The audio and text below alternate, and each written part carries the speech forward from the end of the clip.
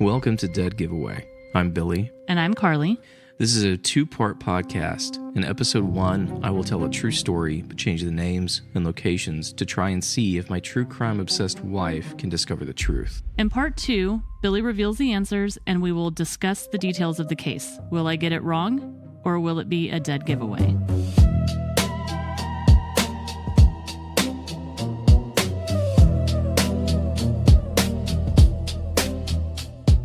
Hello. Howdy. How are you? Good. Good. Wonderful. Awesome. Happy Monday. Yes, happy Monday, everybody. And if you are going on to spring break this week, hope you have a wonderful spring break. We are recovering from ours. Yeah. That's why I was a little lax on our socials. We were pretty busy. Yes. We had a backyard camping trip, and it went from cool weather to extremely hot very quickly. And lots of outdoor games and all kinds of stuff. So yeah, we're wiped out. But Yeah, very, very tired. But it was fun. It was a lot of fun. The kids had a blast. Yes. Everybody was together. Haven't been this sunburned in a long time. I know. It's only March. Yeah, for real. Yeah, it was 45 degrees on Thursday night. And then Friday night, it was like 48, 50. Yeah. And then Today it was 92. It was 92. Yeah. Yeah. We were outside trying to clean up and do some yard work, and it was miserable. I'm going to have no cheeks left. I'm going to sweat them all off. Oh, man. Oh, my gosh. But yeah, if you're going into spring break, I hope you have a great time. Stay safe. Mm-hmm. Don't forget to listen to us when you have a moment. Catch up on all the past episodes if you haven't. Yeah. You can binge us next week, too, if you're busy. That's all right. Exactly. So there will be social posts this week. I just did not give a flying hoot this past week. You didn't have time to give a flying hoot. Yeah, it was crazy. All right, so we're going to get into this. Are you ready? I am as ready as I'll ever be. Yay. Okay. So at 4:23 a.m. on August 14th, the silence of downtown Port Mercer, South Carolina, was broken by a 911 call from the Penthouse above Whitaker Capital. Caroline Whitaker's voice on the tape is a study in raw panic. She tells the dispatcher she has just returned home to find her husband, Leonard, dead in their living room. When the first officers stepped off the private elevator, they didn't find the sterile, high-end sanctuary they expected. They walked into what looked like a battlefield. The heat of a South Carolina summer, much like we experienced today, was trapped in the room, mixing with the metallic scent of a struggle that looked like it had lasted for an eternity. A heavy designer glass coffee table, the kind that takes two people to move, was shattered into 1,000 jagged pieces. The shards just strewn across the Persian rug. Ooh. Furniture was overturned. Blood splatter reached the walls and the ceiling, painting a picture of a frenzied mobile attack. As investigators began their walkthrough, the sheer violence of the scene became the first major talking point. Leonard Whitaker, 67, hadn't just been killed, he had been decimated. Ooh. The medical examiner would later count more than 30 stab wounds. Wow. But the attacker hadn't stopped there. Leonard had also been struck repeatedly in the head with a blunt object with enough force to leave marks on the floorboards beneath him. Wow. That's very aggressive, personal, violent. Very personal. Yeah. Some would say overkill. Yes. I mean, 30 stabs is not like a professional hit or, that's very, very personal. That's out of control. Exactly. Yeah. And then on top of the head wounds, that's out of control. Yeah, which suggests the killer didn't just want Leonard dead. They wanted him They were angry. Yeah, they wanted him to suffer, right? Yeah. Okay, so the most baffling part for the initial responding officers was what wasn't there. In a penthouse filled with the trappings of a multi-million-dollar lending empire, the usual motives for a break-in were nowhere to be found. A gold Rolex sat untouched on a marble countertop. Leonard's wallet was still in his pocket, stuffed with cards and hundreds of dollars in cash. In a desk drawer in the adjacent office was several $1,000s in bundles that the killer hadn't even bothered to touch. Wow. Yeah, that definitely rules out robbery. Mm-hmm. I mean, if you break into a millionaire's house, Sure. you're gonna... Those are the first things you're gonna... It's easy things to grab. Exactly. Watch, wallet. Right. Yeah. Again, this is a private elevator that you have to take to get up there. So whoever it was took pains to get in there. Right. So finally, there's the detail that transforms this from a standard murder into a psychological mystery. The dog. Oh. Leonard's boxer, Duke, was a powerful, very protective animal, yet when police entered the kitchen, they didn't find a dog that had been harmed or one that was cowering in a corner. They found Duke sitting calmly, his leash tied to a kitchen cabinet handle. Oh. This single detail is the smoking gun of the crime scene in their minds. Yeah. So to tie a dog like Duke to a handle, the killer had to know where the leash was kept, be trusted enough by the dog to lead him away from his owner while a struggle was either imminent or already happening. Right. And care enough about the animal to sideline him rather than hurt him. Right. So, of course, they're looking at the wife. Yes, exactly. And so this is in the mid-90s, by the way. Okay.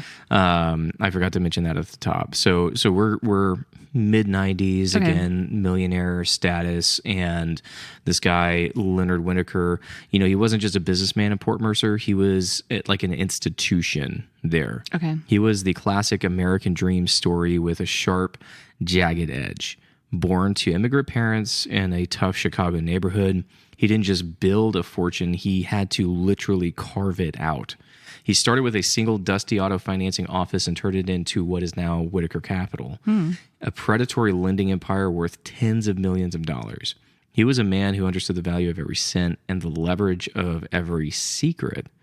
And to the public, he was just brilliant and relentless. But to those who worked for him, he was the architect, a man who obsessed over the smallest of details in all of his empire.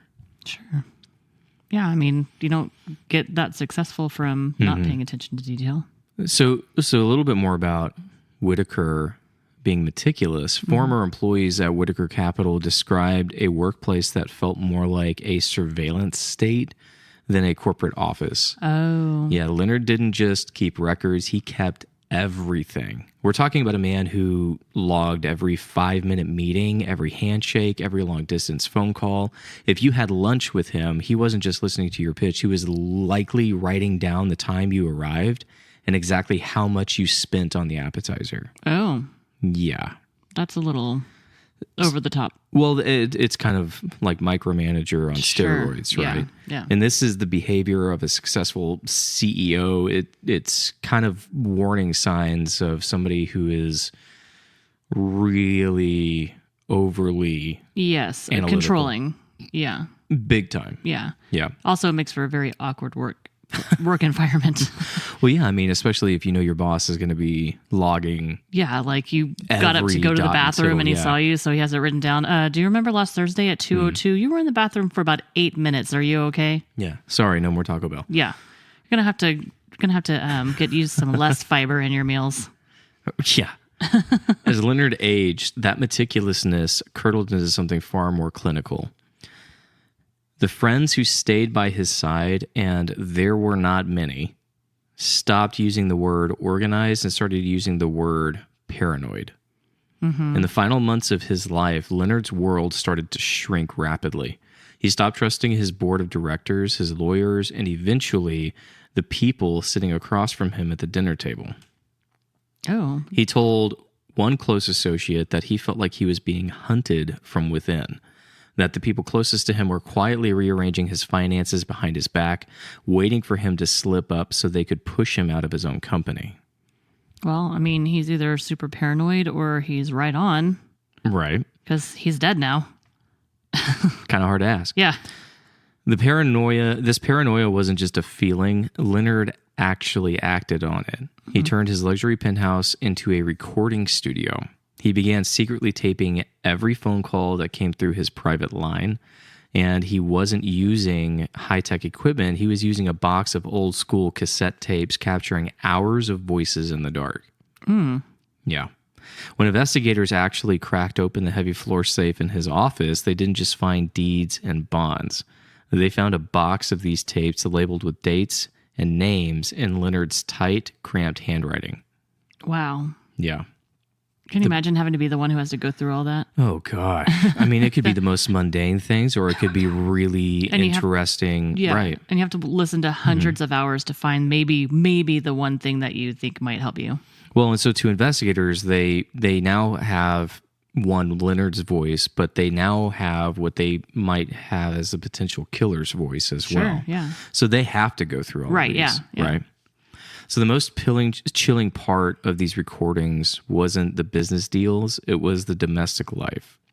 Several of the tapes captured heated arguments between Leonard and Caroline. His wife. Yes, these weren't just bickering matches about chores. They were high-stakes, screaming battles over money, control, and the volatile state of their future. Oof. On those tapes, you can hear a man who is terrified of losing his money and a woman who is terrified of losing her status. Mm-hmm. It gives the investigators a front row seat to the breakdown of a marriage and a direct audio feed of the tension that may have snapped on the night of August 14th. Jeez.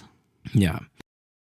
As they're, battling back and forth and talking about the state of their future, if they divorce, she's going to get just a certain amount of money. Sure. And probably he may not have had a prenup. I don't know how long they've been married, but yeah, I mean, they were married for, probably close to 15 years at this point. So, I mean, long enough. Yeah. Right. Yeah. So Caroline Whitaker wasn't born into the world of Port Mercer's elite. She actually had to work really hard to get in there.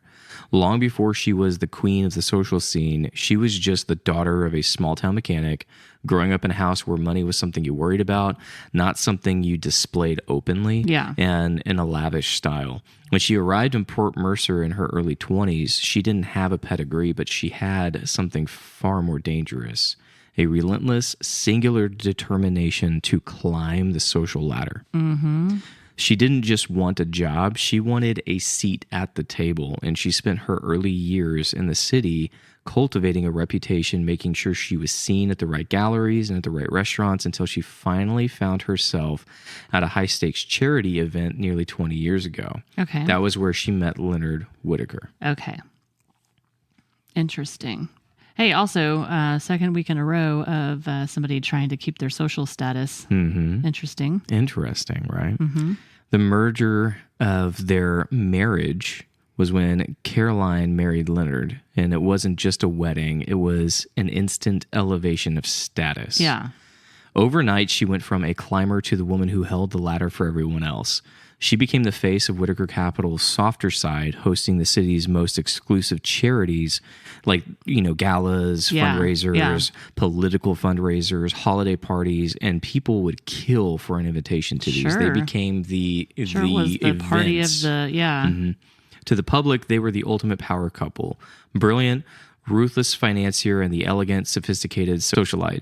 But behind the heavy oak doors of their estate, the merger, aka wedding, was starting to crumble very early on. Mm-hmm. As the years went by, the marriage settled into a cold, very divided place. They had created two separate kingdoms. Leonard controlled the finances, every penny, every investment, every cent of the Whitaker fortune.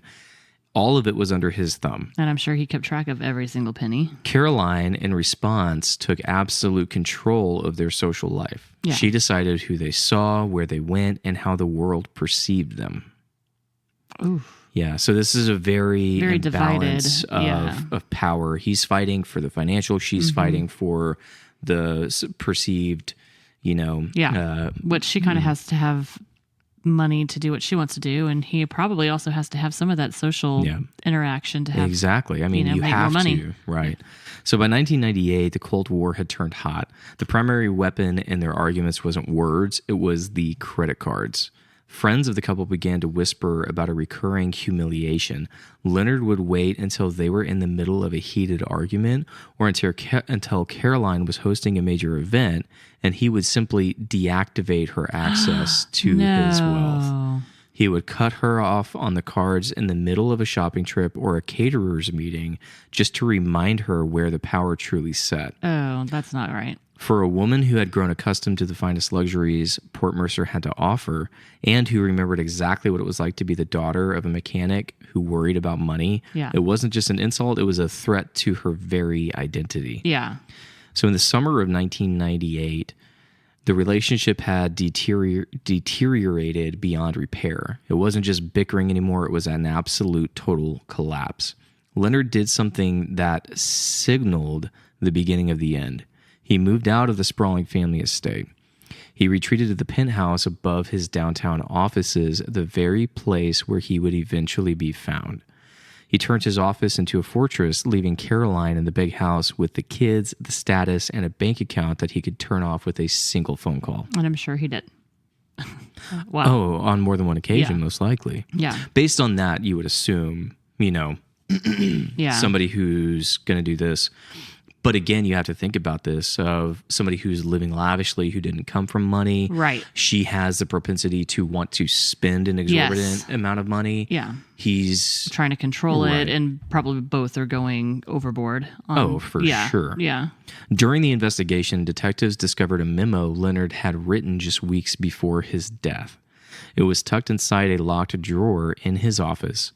The note described growing fears that certain people in his life were trying to push him out of the company. The memo ended with a very chilling line.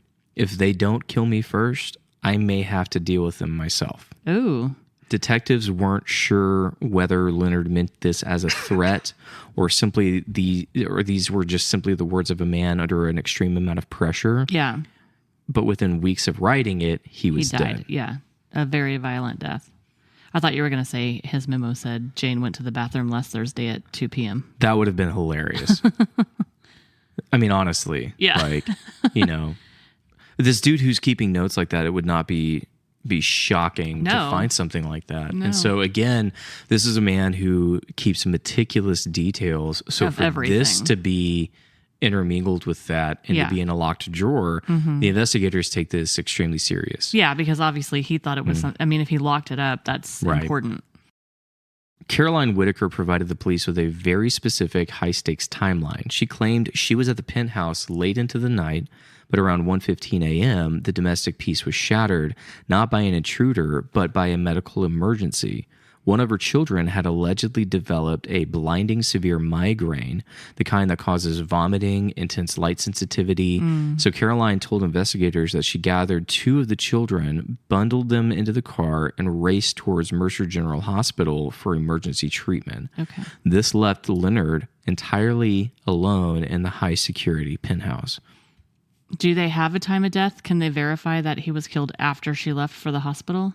Yes, they can. And they verified for sure that she was at the hospital with the children. While Caroline was supposedly in the emergency room waiting area, the clock was ticking at the penthouse. Based on the cooling of the body and the state of the struggle, the medical examiner placed the time of death at approximately 1:40 a.m. And she left at 1:15? If Caroline's story is true, she had been gone for exactly 25 minutes when the first blade was drawn. That's a very close timeline. In the world of criminal investigation, that is a razor-thin margin to investigators. It means the killer was either watching her leave from the shadows or they were already inside waiting for an opportunity, like her to leave, go to the bathroom, something. Okay. They have, I believe, 6 kids. 2 of them are biological. 4 of them are adopted. Oh, wow. And so she was seen in the societal instance as a very doting mother, very caring, and this is not out of the question for her. And of course, we have a son who suffered from severe migraines, and we know what that's like with the vomiting, the light sensitivity. So that can be a big deal. Yes. And so that made sense to investigators, which they corroborated later on. Okay. Yeah. Okay. The most dooming testimony is not from a person. It's the dog. It's Duke. Right, yeah. Several residents in the luxury building, people who were used to quiet, the expensive hum of the penthouse floor. Sorry, that was our... diaper babies. Yeah, that was our fluke. He thinks he's big, but he's not. Yeah. They didn't hear screaming and they didn't hear the glass table shatter. All they could hear was Duke. The dog was barking with a very frenzied and repetitive intensity that lasted for several minutes before just suddenly going quiet. But he wasn't harmed, so No. how did they... Okay, that's interesting. Right. Yeah, that's a very weird ordeal. Yeah. And with him being very protective over Leonard, Right. you would think there would be something with Yeah. the dog, as far as Maybe they defensive gave him a wounds T-bone or something. who knows? Yeah. The final piece of the 1 a.m. puzzle comes from the garage security guard. Okay. Just minutes after the neighbors reported the barking, around 1:45 a.m., a car was seen exiting the private residence garage, but there was something wrong with the way that it moved. The driver didn't wait for the gate to fully cycle, and most importantly, the car was driving with its headlights turned completely off. Oh, yeah, they didn't This want to is be in seen. the pitch black streets of downtown Port Mercer. Mm-hmm. A car moving without lights on isn't just a safety hazard. It's a choice, right? Right. It's the move of someone who doesn't want to be caught on the building's high resolution exterior cameras. Yeah. Again, this is a very, very ritzy apartment complex Right. or not apartment complex, but this is Like, penthouses. yes. Really wealthy people live here. Yeah. It's high security. Yeah. Very surveilled. Yes, and they know that. Yes. The first name that hit the detective's desk wasn't a family member or Caroline. It was actually Victor Lang. 2 years ago, Victor wasn't just Leonard's partner. He was the architect of Whitaker Capital's expansion, albeit a very aggressive expansion. But in Leonard's world, there is only room for one king. And after a bitter, scorched-earth internal dispute, Leonard didn't just fire Victor, he absolutely decimated him. Ooh. He used a series of lawsuits and public accusations of financial misconduct to strip Victor of his shares and his reputation. Again, a dude who's extremely meticulous, Yeah. counting every cent. He had his leverage if he needed it. Yeah. During a particularly brutal deposition only 6 months prior, Victor reportedly lost his composure.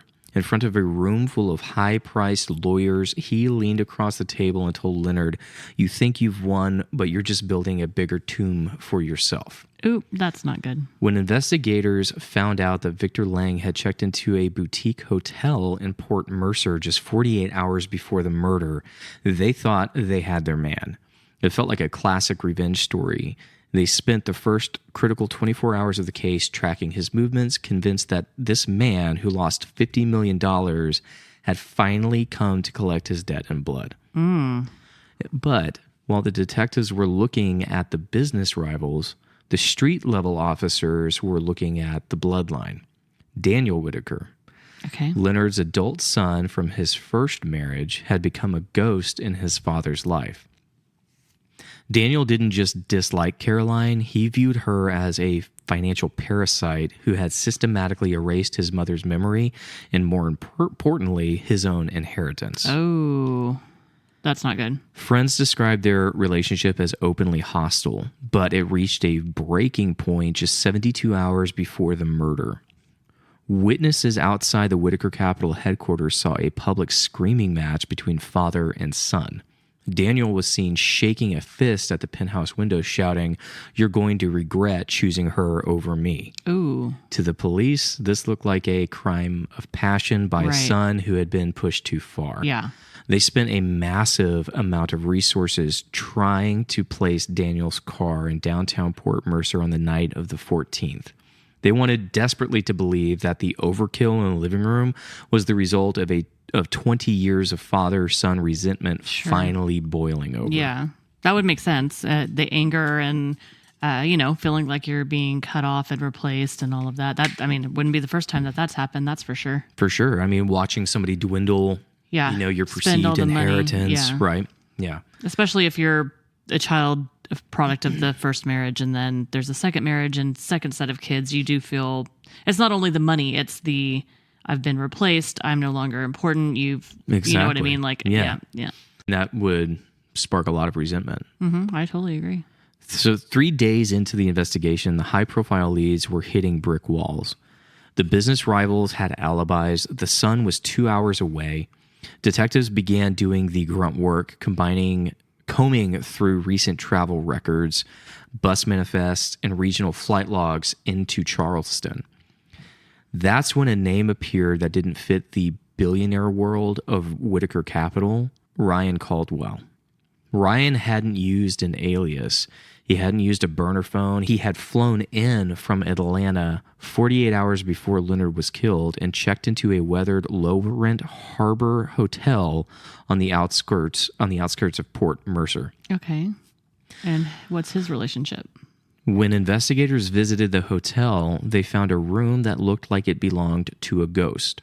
It was sparse, transient, but in the bedside drawer, they found a heavy brass hotel key, a relic of a place that didn't use digital cards. Right, yeah. It was a physical anchor that placed Ryan Caldwell in the city during the exact window of the murder. Okay. These were keys given out at the high-end Penthouse for the amenities, getting into, the pool, the spa. Okay, it was kind of a big thing.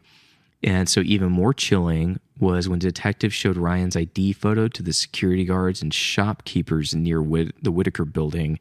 The recognition was immediate. Okay, He they was knew a him. man matching his description, young, athletic, looking out of place in the high-end district, had been seen loitering near the service entrance of the Penthouse building late on the night of August 14th. Okay.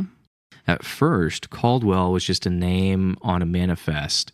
It meant nothing to the lead investigators. He wasn't a disgruntled employee or a debt collector, but as they ran his background, he was family. He was Caroline Whitaker's nephew. Okay. The realization hit the precinct like a physical blow. They weren't looking for a corporate assassin anymore. They were looking at a familial Almost like a conspiracy. hitman. Yeah, Ryan Yeah. was the one person who could walk into that penthouse, grab the dog's leash, and tie Duke to a cabinet without a single Sure. bark being heard. Yeah. However, investigators hit a snag with this theory. Okay. Leonard and Ryan were not on speaking terms. So he wouldn't have let him in. He would not have allowed Okay. Ryan into Especially his home. as paranoid as And he was. did not have Yeah. permission to be there. Okay. Investigators later find out that even the dog did not really care for Ryan. It So it tolerated wouldn't have him, been easy for but him it to would not tie have him been up. easy for him to be there unannounced. Okay. So now investigators kind of hit a snag Yeah. with this new lead. Like he looks really good except for Right. that. Yeah. So now investigators are re-examining their closest suspects. So they're going back to Victor. They're going back to Daniel. They're looking closely at Ryan, and they're even starting to look into the older of the adopted kids and Caroline. Okay. But they have no definitive leads Sure. that can give them any answers. Okay. Okay. Yeah. So is this my time to shine? It is. It is your time. Okay. Ooh, this is a hard one. I can see it going, like I was totally like, oh, you're totally giving it away. It's totally Ryan. But if Yeah. they're not on speaking terms with as paranoid as this guy is, he's not going to let some person that he's not, obviously, if he's not talking to him, there's reason he's not going to let him in. Yeah. The wife was at the hospital with the kid, which they were able to verify. Time of death was again later Yeah. when she wasn't there. yeah. So I'm going to go with the abandoned child, the abandoned older child, Daniel. You're going with Daniel? Yep.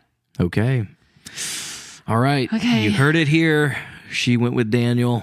We'll see if he's in the lion's den. I'm looking at your and if he's face gonna and I get can out. definitely tell I'm wrong. Hey, I have a good poker face. Thank you very much. No, not so much. Yeah, I do. I lie to you all the time and you have no idea. Oh. Anyways,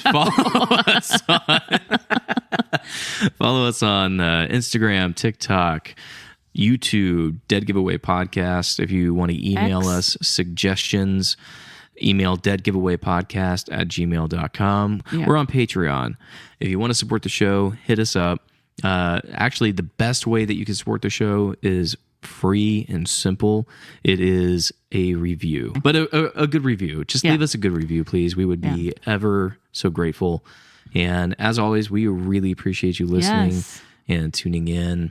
We really enjoy doing this. It's actually quite a lot of fun for us. Yeah, it's good And, quality married time. All right. Well, we'll see you guys on Thursday, right? Thursday? Mm-hmm. Okay. Yeah, we'll be see. back on Thursday. For the big reveal and the dead giveaway. Yeah, just a heads up, word of the wise, do not read the show notes for part 2 because there are definite spoilers in there. In the descriptions, avoid them at all costs. If you enjoy the format and you like to take part in part 1, definitely don't read the show notes of part 2. Yeah. You've been warned. All right. We'll see you guys in a couple days.